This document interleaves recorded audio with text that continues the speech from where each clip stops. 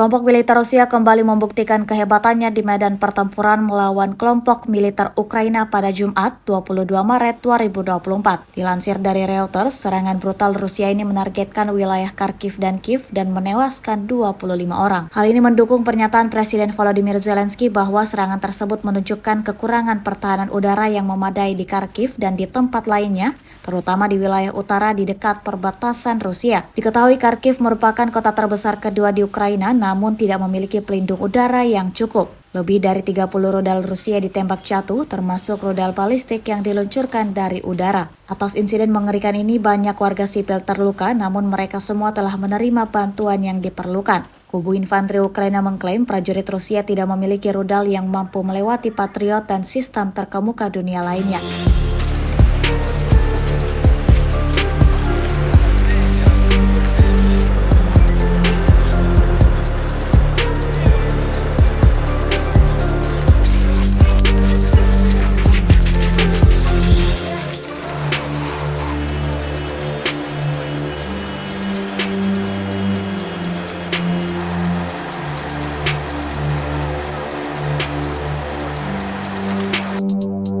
Звісно, це промислова будівля, вона завжди була.